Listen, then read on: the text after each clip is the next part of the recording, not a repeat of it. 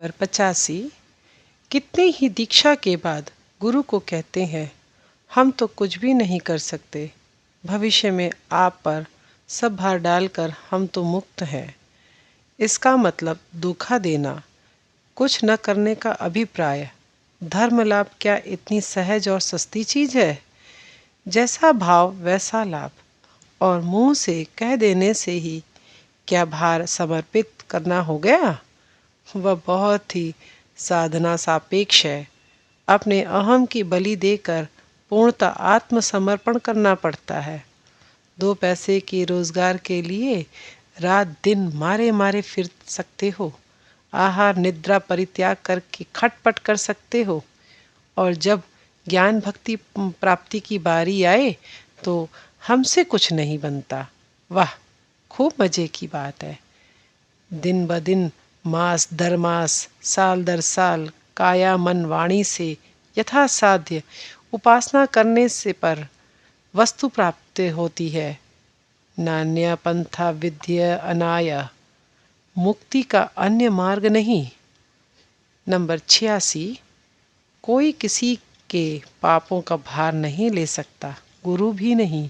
मंत्र दीक्षा देकर गुरु ने तुम्हारे समस्त पापों का भार अपने सिर पर ले लिया, ऐसा सोचना महाभ्रम है। यह तो एक भगवान के अवतार ही कर सकते हैं, और करते हैं, कारण वे होते हैं अहेतुक करुणा सिंधु।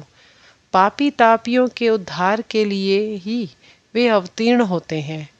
भगवान का कोई भी पाप स्पर्श नहीं कर सकता, फिर भी उनके देहधारी होने के नाते वे पाप उनको रोग रूप में भोग कराते हैं।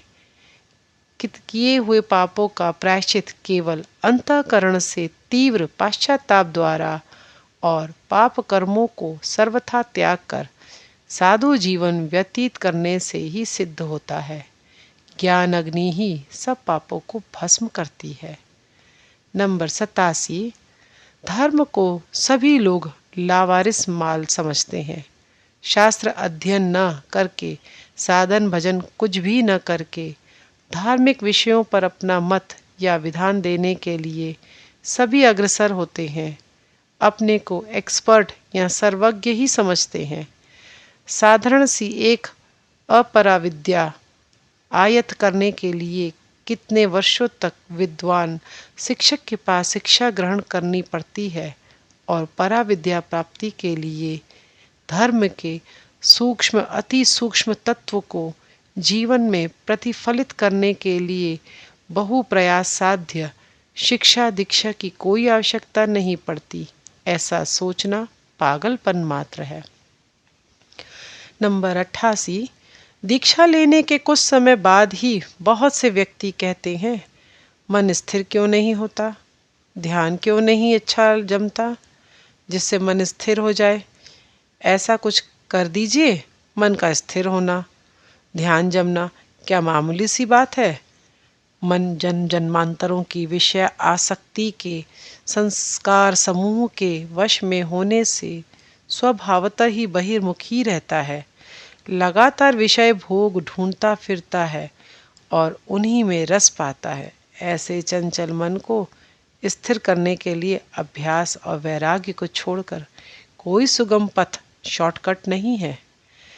दिन ब दिन, माह दर माह, साल दर साल धैर्य और निष्ठापूर्वक गुरु निर्दिष्ट प्रणाली से जप ध्यान आदि का अभ्यास करते रहना होगा, और साथ ही साथ विषयों में अनासक्ति हो ऐसी चेष्टा करनी पड़ेगी। विषयों के प्रति आकर्षण जितना कम होगा और इष्ट को जितना ही अधिक प्यार करोगे और उन्हें बिल्कुल अपनी आत्मा से भी अधिक प्रिय समझने लगोगे, तो देखोगे कि मन उतना ही अपने आप शांत और स्थिर होता जा रहा है। तब ध्यान भी जमेगा और आनंद तथा शांति भी मिलेगी। थोड़ा बहुत ध्यान जप करके आनंद न मिलने पर उसे छोड़ देना उचित नहीं। शीघ्र फल प्राप्ति के लिए व्यग्र न होकर श्री रामकृष्ण कथित खानदानी किसान के समान बराबर लगे रहना पड़ेगा। 10 साल अकाल पड़ने पर भी वह खेती छोड़ता नहीं।